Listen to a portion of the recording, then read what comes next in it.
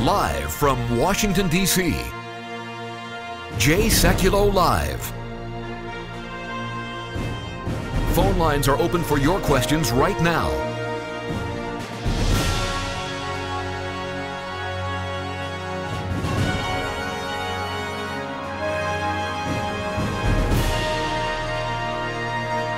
And now, Chief Counsel for the American Center for Law and Justice, Jay Sekulow. Hi, everybody. Welcome to the broadcast. Here is the summary of a report that was just issued by the United Nations and that is now being responded to by the United States. And I will say, finally, and I am glad to say this, the administration is responding in a very strong manner.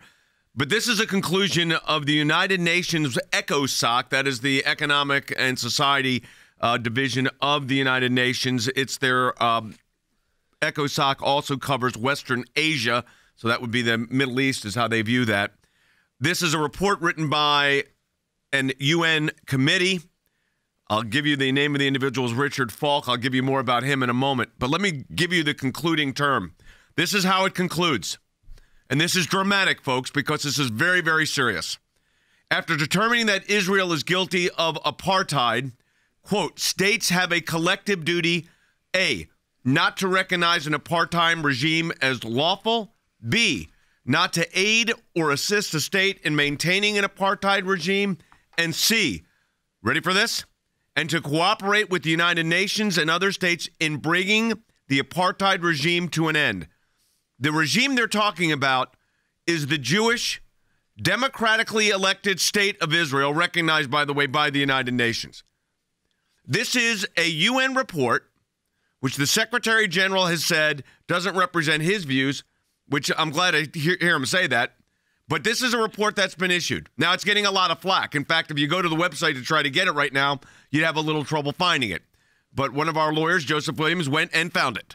And we've got the full report. There's been a reaction by Nikki Haley. No, just yesterday, a commission of the UN condemned Israel as an apartheid state. How helpful is that? It's not helpful, but it goes back to the culture of the UN. The UN has been Israel bashing for decades. And what we are trying to do is make sure that they understand there's a new administration in town. We're not going to put up with it. We're going to have the backs of Israel every time they do this. So what you need to understand is this goes beyond what's called boycott, divest, and sanction, which is to delegitimize Israel. This is the next step. I was talking to our policy director, Harry Hutchinson, about this. This is the next step, which is the removal, the ending of the state of Israel through this UN nonsense. Now, Than, explain to everybody here, I think it's really important, that we have a way to fight back. We've got several ways. And first of all, I mean, Ambassador Haley indicated there's a new tone at the United Nations. But I think more importantly, Jay, she indicated that the way to fight back, she is prepared to do. I mean, there's the funding question you can break down, something in the tune of $8 to $10 billion from the United States every single year, and we can get into some of those categories. But the other thing she controls, Jay, is that veto at the Security Council. If President Trump decides to grind the Security Council to a halt, he can do it with the United States vote alone. So I think what we've seen is not just a change in tone, but a change in posture of the United States, too, where they're willing to fight back with the leverage points they have. But we did have 8 years of this under President Obama, and this has made this kind of action easier to do, Jordan. I think there's no question about that. Yeah, I think that ultimately this was in the works, likely in the final days of the Obama administration, a report like this, and they felt like, and these countries felt like they could endorse statements like this without much retribution. Of course, then in a surprise to many, Donald Trump becomes president of the United States instead of Hillary Clinton. And these countries, I would be pretty concerned if I had endorsed this. Like if I am right now Iraq or Egypt, who have tried to keep good relations, Jordan, especially Kuwait. I look at Morocco and Oman, Qatar, Saudi Arabia. These are allies of the United States. Yeah, and allies of Israel. And some of them, and the UAE. I mean, some of these, yes, are enemies of the United States, but most are countries that need the U.S. to protect them from terrorism and also for economic reasons. John Kerry, this is Obama administration, 8 years of this results in the UN thinking they can do this. They believe they can do it. But here's what John Kerry, the Secretary of State, said in 2014. A unitary state winds up either being an apartheid state with second-class citizens. By the way, you can say that about the United States because we have Puerto Rico? I mean, okay, no. Or it winds up being a state that destroys the capacity of Israel to be a Jewish state. Let me tell you what's not going to be destroyed. Israel's capacity to be a Jewish state. It was an everlasting covenant. And that covenant hasn't changed. There will be a Jewish state of Israel. What are you hearing on social media? We'll take calls when we come back from the break. Yeah, a lot of comments coming in. Must stand with Israel. That's sort of the common theme that's going through this. Lona said, is the UN testing America? Do you think it's testing the president? Fan, quickly on that. Do you think this is a test? I think this is leftover from the standing down of the United States from the last time around. But I'll tell you this, if the United States stands up, this report's going away. We've got a lot more ahead, including commentary and an analysis on this incredible negative report coming out of the United Nations. Should we be surprised? No, but it's calling for Israel's destruction, the elimination of the Jewish state. We've got a petition up at aclj.org. I'm going to encourage you to sign it. Stand with Israel. I will bless those that bless thee, curse those that curse thee. That's not my words. That's the words of God. We'll take your calls when we come back from the break. But again, stand with us, stand with Israel, aclj.org or 1-877-989-2255 to sign that petition. 877-989-2255 or aclj.org.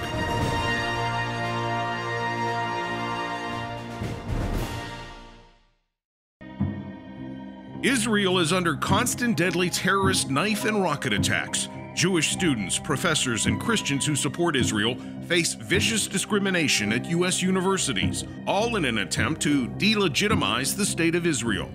Israel is our ally, the Jewish people our friends. It's our duty to defend them. That's why the ACLJ is launching a massive new multinational legal campaign in defense of Israel, in the U.S., at the UN, and with world leaders. But we need these global leaders to hear from you now. Add your name to our new petition, a petition to defend Israel from anti-Israel attacks across the globe. Call now, 1-877-989-2255. That's 1-877-989-2255. That's 1-877-989-2255. Or you can add your name online, aclj.org.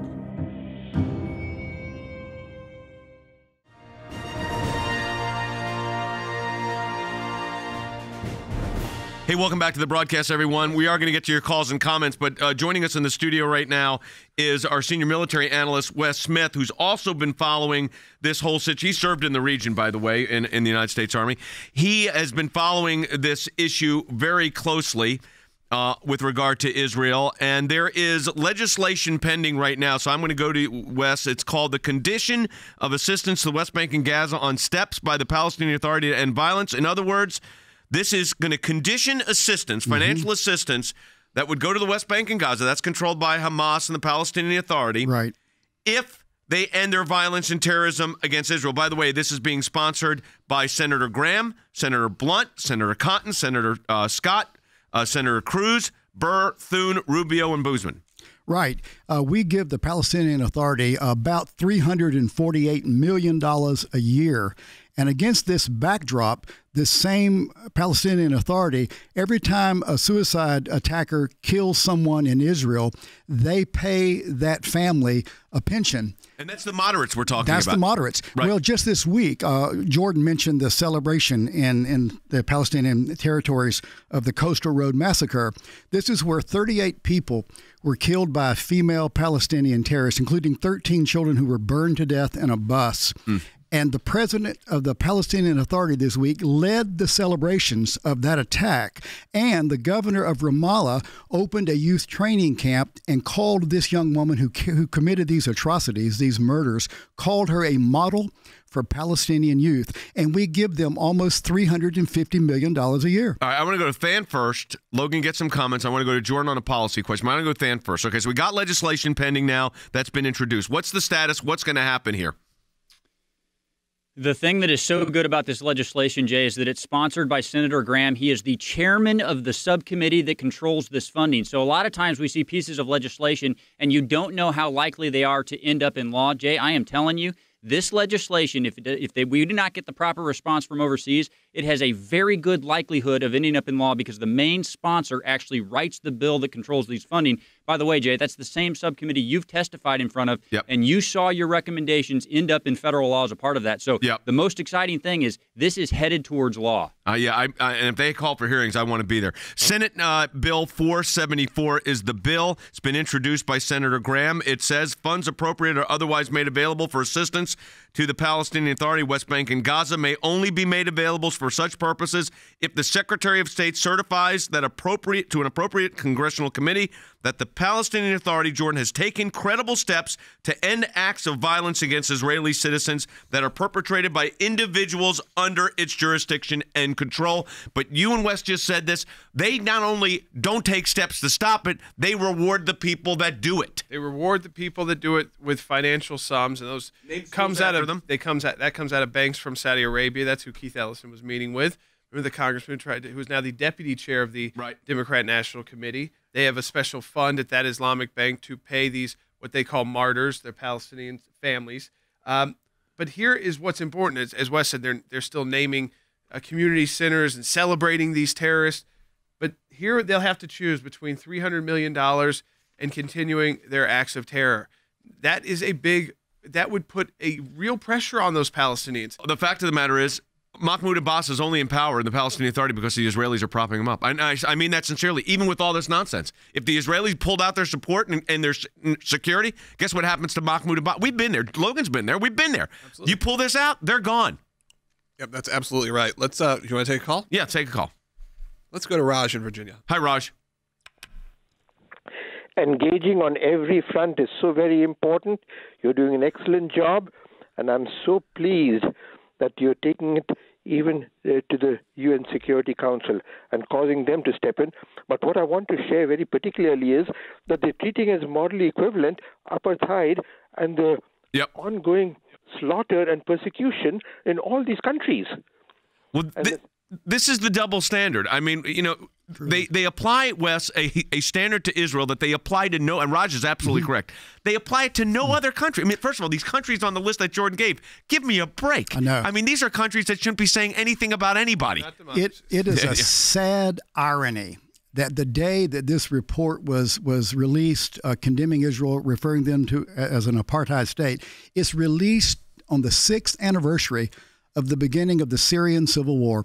In that civil war, Jay, Assad, the president of Syria, is responsible for over 500,000 civilian deaths.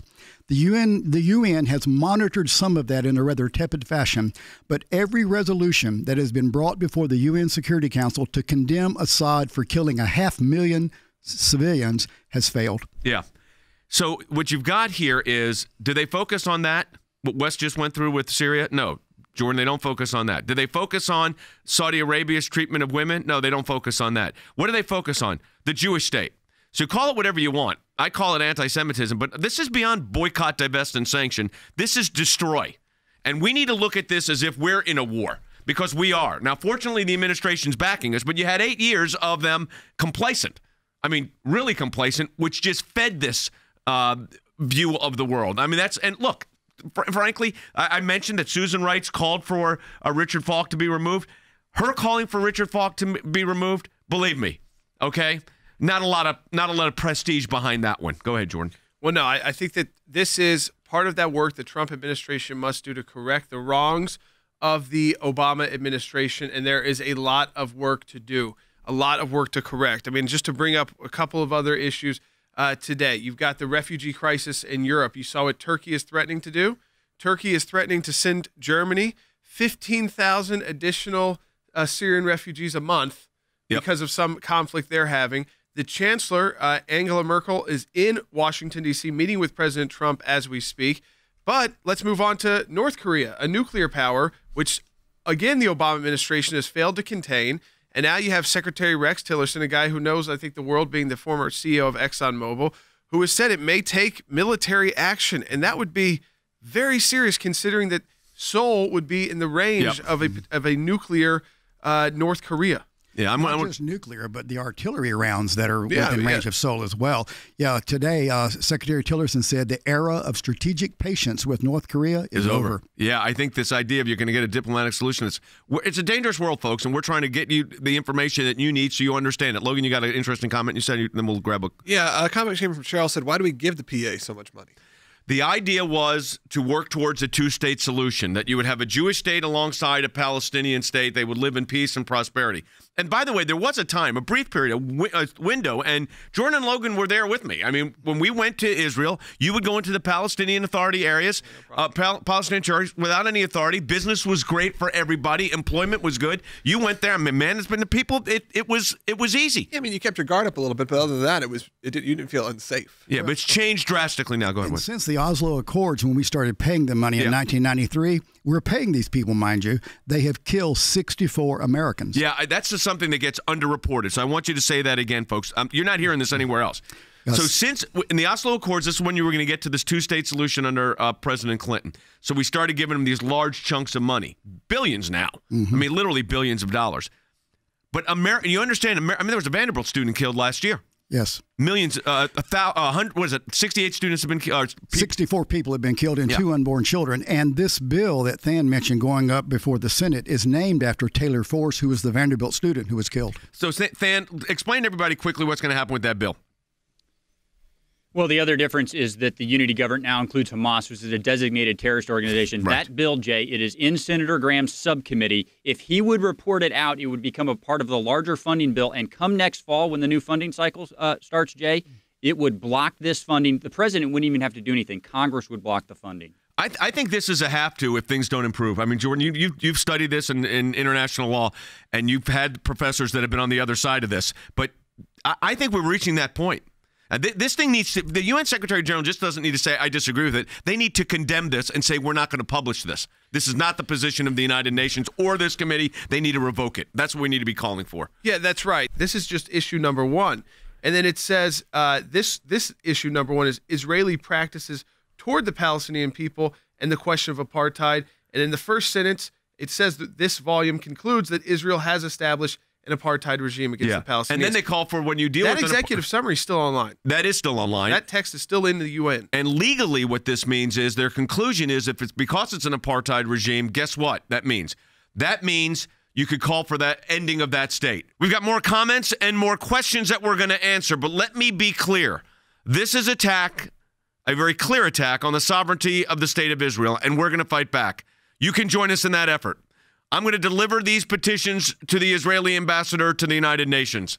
Stand with us as we stand with Israel. You can sign that petition at aclj.org. That's aclj.org or 1-877-989-2255. So it's 877-989-2255 or aclj.org. Back with your calls in just a moment.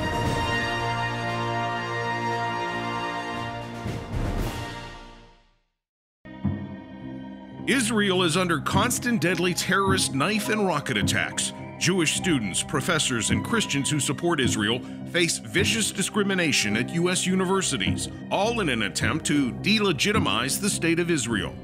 Israel is our ally, the Jewish people our friends. It's our duty to defend them. That's why the ACLJ is launching a massive new multinational legal campaign in defense of Israel, in the U.S., at the UN, and with world leaders. But we need these global leaders to hear from you now.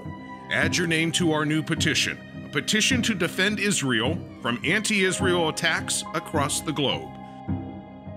Call now, 1-877-989-2255. That's 1-877-989-2255. That's 1-877-989-2255. Or you can add your name online, aclj.org.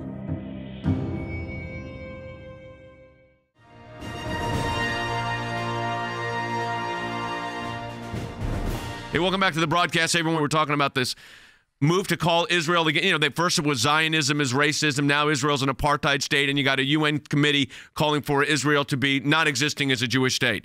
And this was all what President Obama and John Kerry wanted. So, you know, you want to blame it right there. But we've got to respond, and we're doing that through our European Center for Law and Justice. So we're going to respond. All right, we got calls. We're going to take them. Go to Sarah Linda calling in Washington on line 6. You're on the air. Hey, go ahead. You're on the air. Thank you. Thank you for all you're doing. Thanks. I just have this one comment. Sure. Aren't these jihadist nations? Yep. Aren't these apartheid nations? Well, I mean, if you look at, Jordan, you've studied this, the legal definition of apartheid, most of these countries, that's a very high standard, by the way. It's a very difficult legal standard for a country to actually make. Well, there's one, it stems from an Afrikaans word. Afrikaans was the white language in apartheid South Africa for separate. It was very similar to policies that the U.S. had, these separate but equal, separate treatment, separate things for different kinds of people. It was an Afrikaans word. That's why it's not a word that you would commonly use, and it put together But now it's got legal definition. It does, yet it's never been applied to anyone else other than South Africa, who labeled themselves that. They labeled their policies apartheid policies. Yep. So even it's using a loaded term that's only applied once in history. And again, this is someone who is Richard Falk, who has said that Israel's on the path to creating a Palestinian Holocaust. Yes. So again, he uses lots of loaded language. And justifies the terrorist actions that some Palestinian terrorists take against Israeli civilians. Why? Because they deserve it. And that's according to Richard Falk, who gets money from the United Nations. Think about that for a moment. I mean, that doesn't make to me. I'm sorry. So let's quickly let's take another call, but then I want to ask Wes something. Go to John in Washington. Hey, John. Line 2. How are you? Good. God bless you and Thanks. all you do. Appreciate it, John. I think this latest action by the UN is a result of 8 years of anti-Semitic activities and narrative by our president, the ex-president. Well, look, his administration was the one that did not veto the last UN resolution, which, dealt with the, quote, occupied territory. So, Than, this does fall in part to President Obama here. Oh, absolutely. We said last fall that more of these actions were going to come down the line if the United States stood down. That's exactly what's happening. It's going to take some time to turn it around. And look, Jay, the Secretary General can say this doesn't speak for the rest of the UN. Well, unless he demands that this report be withdrawn, it does speak for the rest of the UN because it's a UN body and their report is standing. So let me explain to everybody here. Our European Center for Law and Justice in Strasbourg, France, is a recognized NGO, non-governmental organization with recognized status at the UN, which means we can intervene on that. And we are working those briefs up right now. But I think what Than said, Jordan, is absolutely correct. This needs to be this is not our position. It needs to be repudiated by the Secretary General. Oh, absolutely. So not just our position, repudiated and completely removed, scrapped, deleted from all UN-associated websites and publications. And this just says volume 1 or issue number 1. Yeah. There should be no issue number 2. The UN Secretary General should direct that through ECOSOC, that this has violated UN protocol, name calling like this. Wrong under international law. Wrong under international law, and thus there will be no issue number 2, and issue number 1 will be scrapped and deleted from all UN, not just websites, but all UN works, all UN that is what we need publications. We've got to, yes, you can't just say, we disagree with it. You've got to take definitive action here. That's right. Let's continue on, try to get some more of these calls, and a lot of people have been holding. Let's go to Charles in Tennessee. Hey, Charles, go ahead. You're on the air. Line 4. Hey, good morning. How are you? Good. All right. Well, my question was, why not just declare Palestine, a terrorist state? And don't bother taking the time to segregate things because into groups, it's not. If we say it, and we say Hamas is a terrorist organization, Wes. Right. The ruling coalition government, which is a joke, by the way, because there is no coalition government, includes Hamas, which is a terrorist state. Mm-hmm. But it's not a matter of what the United States will do, although I think we should do the funding. The problem is the rest of the world looks at the Palestinian as the downtrodden, and it's because of this not only misunderstanding of international law, but I would just call it blatant anti-Semitism. It is, and every time Israel steps up to the plate, and they've done it numerous times, and they give land to the Palestinians, they give special consideration to the Palestinians, the response from the Palestinians is rocket attacks, suicide bombers. I mean, Israel had to build a wall along part of the border simply to keep their people safe. Every time Israel has reached out to try and bring about a two-state solution and peace, they get kicked in the teeth, Jay. Every time. And you're asking, a rational body, the civilized world and the nation of Israel, to negotiate with people that are completely irrational. Yeah, so there's nothing that you can't negotiate with people that are calling for your destruction. All right, let's take another call. All right, Anthony's calling in Georgia on line 5. Anthony, go ahead. Hello, yes, sir. I'd just like to know, why are we funding the United Nations? Why don't Donald Trump come out with an executive order, stop funding Well, you can't just immediately? you can't just do it by executive order, and Jordan will say this again, but he needs to. That the Security Council veto is very important because that can involve we're not troops. giving that up. We're not giving up. And here's why. We're one of 5 countries in the entire world that will always be a permanent member of the UN Security Council. That means we alone have a veto power. We can stop anything we want. So not only do we can propose military actions, we can prevent military actions. We can defend our allies with that veto. The other countries on it include the UK, France, but also Russia and China. Yeah. We should not give up an international veto when Russia and China have that same power. It's very important. I'm glad Jordan said that again. Very important. That's why you can't just abandon the United Assembly, Nations. I think you could abandon. Yeah, but the Security Council, you can't. Go ahead. All right, Chris in Florida on line 3. Hey, Chris, go ahead.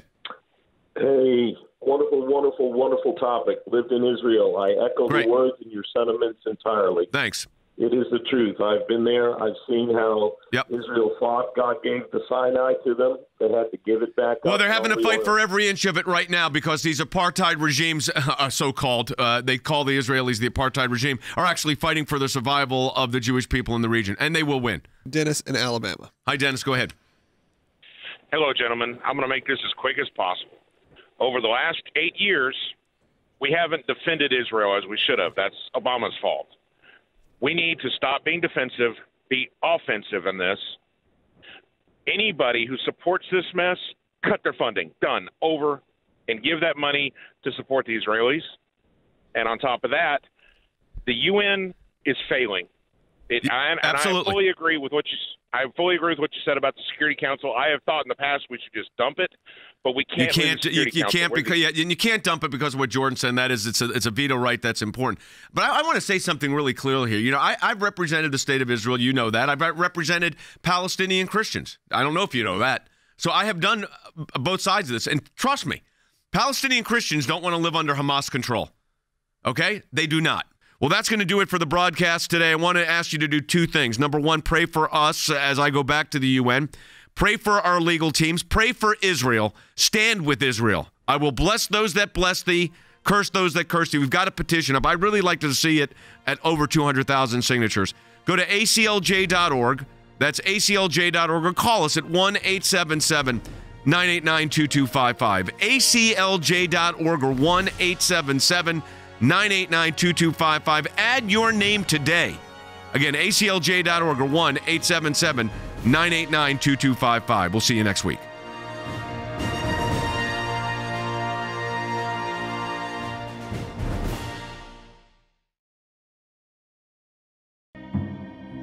Israel is under constant deadly terrorist knife and rocket attacks. Jewish students, professors, and Christians who support Israel face vicious discrimination at U.S. universities, all in an attempt to delegitimize the state of Israel.